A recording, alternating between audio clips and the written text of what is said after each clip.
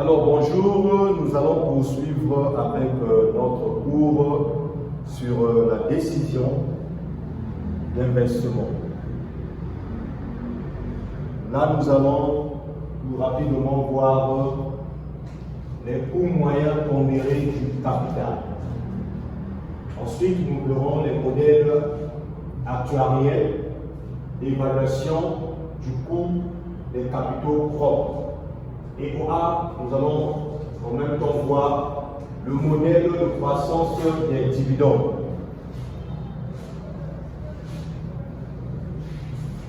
Alors, 1.1.1, les modèles actuariels d'évaluation du coût des capitaux propres. Parmi les modèles actuariels d'évaluation du coût des capitaux propres sont distingués successivement le modèle de croissance des dividendes et le PER. Et le PER,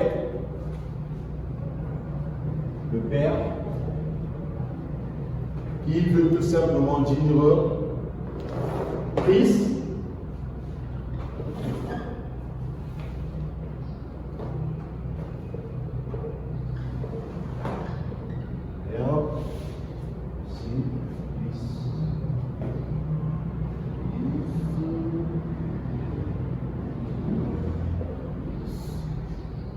et en ligne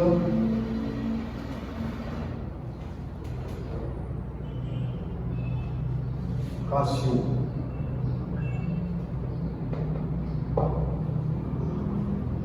Dans le modèle de coût pondéré, nous avons les modèles actuariels. Les modèles actuariels, nous avons ce qu'on appelle en premier la croissance des dividendes et en deuxième ce qu'on appelle par le PER. A. Modèle de croissance des dividendes. Conceptuellement, le modèle de croissance, entre parenthèses, le modèle de croissance des dividendes ou modèle de Gordon ou modèle de Gordon.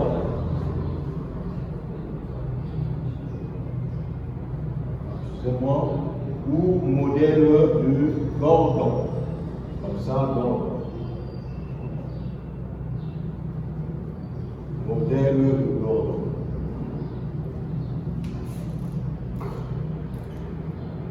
Ou modèle de Gordon, Shapiro.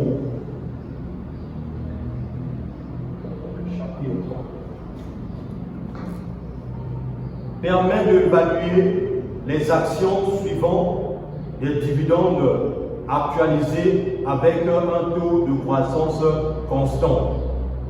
Je reprends, permet d'évaluer les actions suivant des dividendes actualisés avec le taux de croissance constant. En considérant que les dividendes futurs évoluent suivant un taux de croissance. Le taux de croissance, un taux de croissance, on peut abréger G. Le taux de croissance G constant. Taux de croissance G constant. Le dividende D,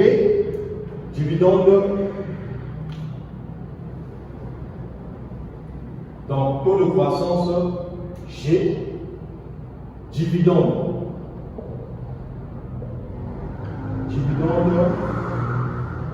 D, petit d,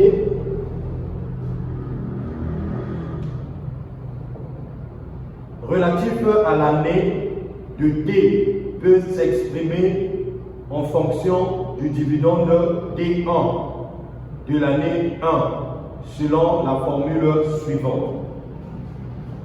Alors là, nous avons la formule qui va nous permettre de calculer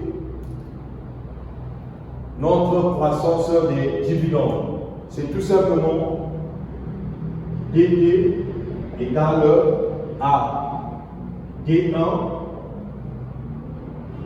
parenthèse 1, plus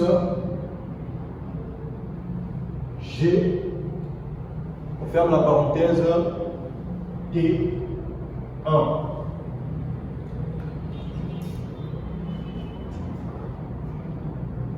Donc le G, c'est le taux de croissance constant.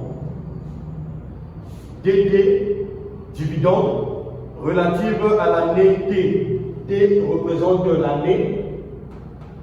T représente l'année. Peut être exprimé en fonction du dividende D1 de l'année D de l'année 1. Donc D1 représente le dividende de l'année 1.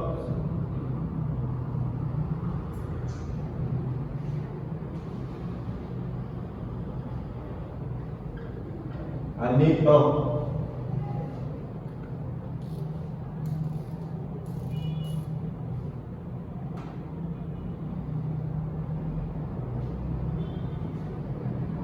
De l'année 1 et la fonction du dividende D2, D1 de l'année 1 selon la formule suivante. Nous avons la formule suivante ici.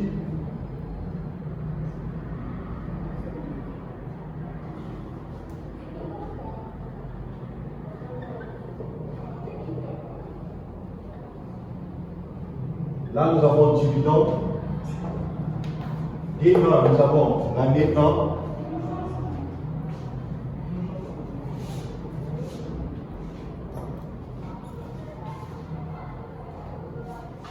Et ici, nous avons l'année T.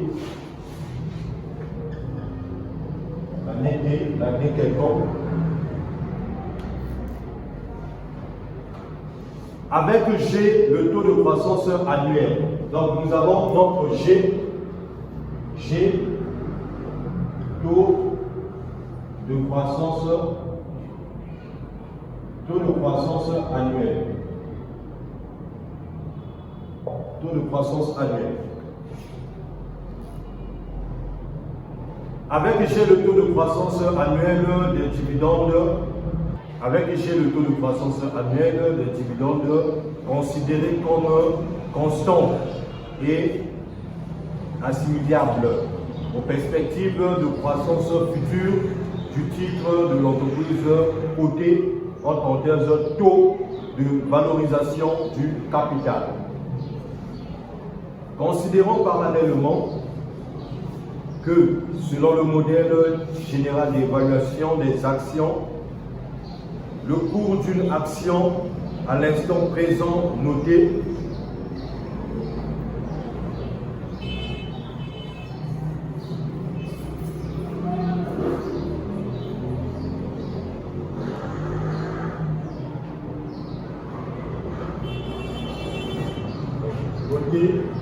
V0.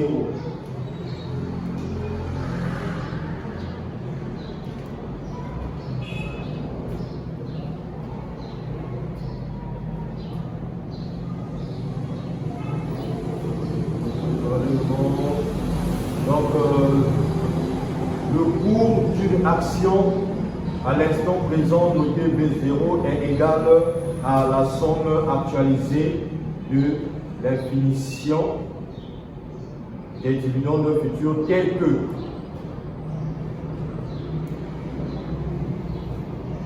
V égale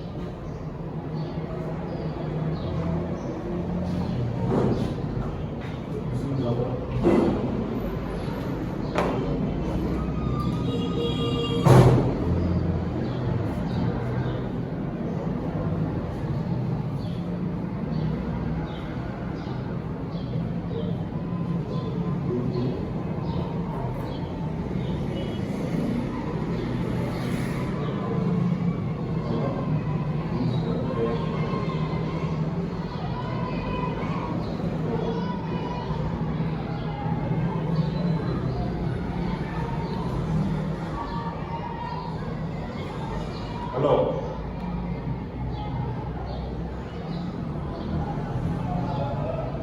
considérons parallèlement que selon le modèle général d'évaluation des actions, le cours d'une action à l'instant présent noté V0, donc V0, c'est le cours d'une action à l'instant 0, est égal à la somme actualisée à l'infini.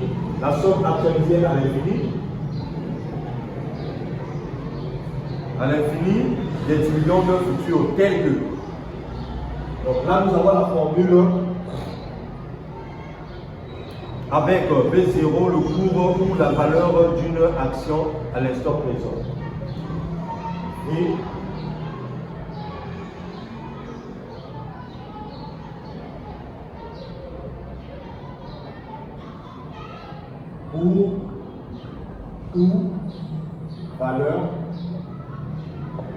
cours ou valeur de l'action à l'instant présent. Cours ou valeur de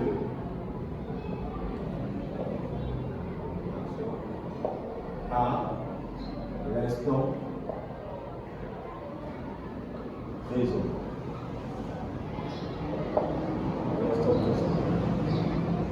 Et DT, le dividende futur relatif à l'année T.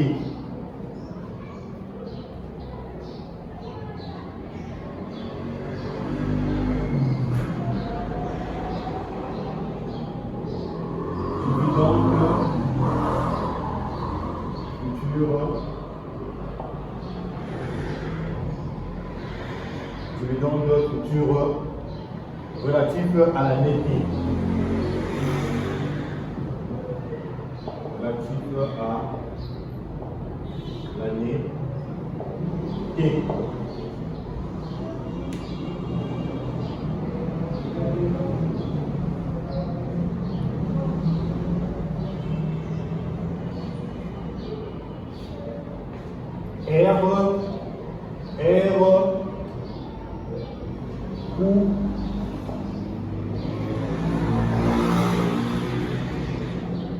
R représente le coût des capitaux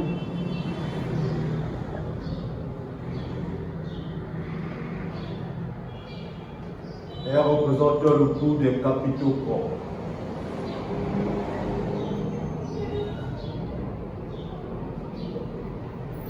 Coût des capitaux propres de l'entreprise servant le taux d'actualisation. Dès lors, V est tel que.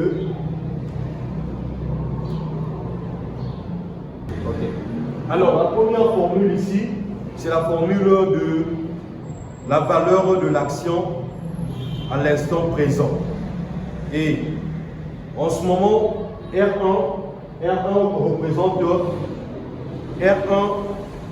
représente le coût des capitaux propres de l'entreprise.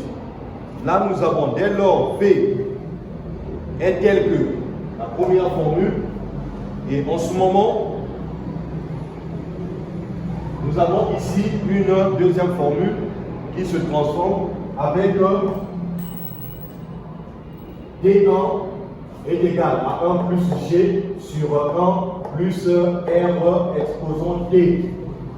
La somme des éléments d'une suite géométrique. Et là, notre formule devient A est égal à D1 sur 1 plus RI. Et de raison R est égal à 1 plus G sur 1 plus I, RI. Donc le R, c'est la raison.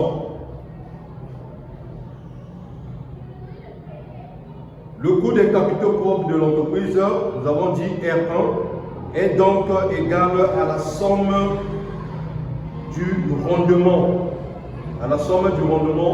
de l'action, c'est-à-dire la somme du rendement de l'action. Alors nous avons dit le R1 représente RI, coût R1 capitaux propres de l'entreprise. Là, nous avons notre première formule, V0 est égal à D1 sur V0 plus G. Alors, en ce moment, lorsque nous prenons en ligne de compte RI, la formule se transforme. RI, qui est capitaux propres de l'entreprise, est égal à D1 sur V plus G.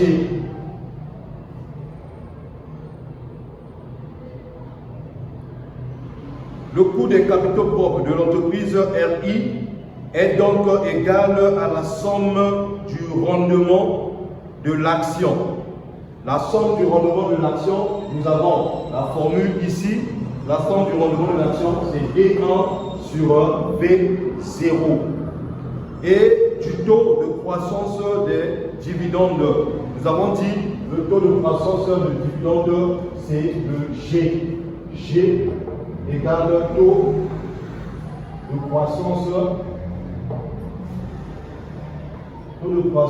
des dividendes.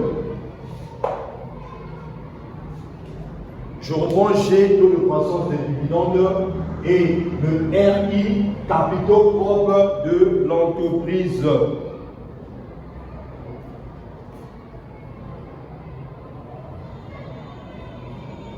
Capitaux propres de l'entreprise. Dans la pratique, certaines entreprises cotées versent un ratio.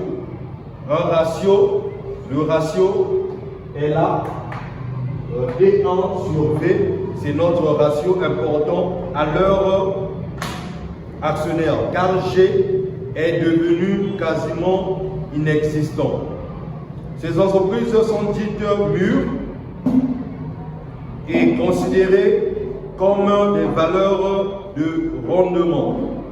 En revanche, d'autres versent un ratio, le ratio est là, D1 sur V0, faible car leurs actionnaires attendent un taux de croissance annuel G fort.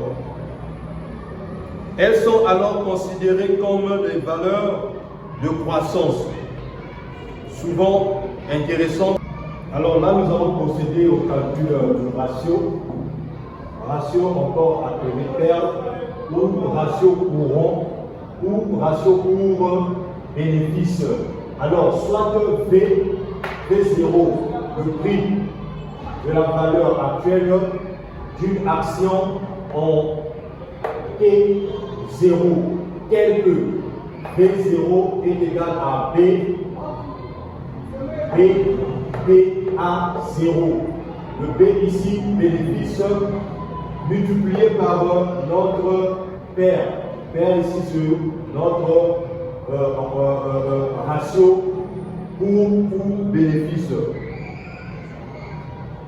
Avec D1 à venir en T1 une fraction. D c'est la fraction du BPA. En T, on a parlé du T0, tel que en ce moment nous aurons notre formule V0 est égal à bêta 0 multiplié par pair. Et en ce moment, nous avons une formule définitive V0 est égal à D1 sur R1. Nous savons déjà c'est quoi le R1 moins le G. Alors, il s'ensuit que R est égal à V0 sur B pas 0 égal à D multiplié par B pas sur RI moins G. On ferme la parenthèse. B pas est égal à D sur RI moins G. Donc là, avec D et RI connus, plus G est grand, plus que le pair est élevé. Ça veut dire que plus que notre G est élevé, est grand, le pair sera élevé. Merci, nous allons poursuivre une autre fois avec notre cours.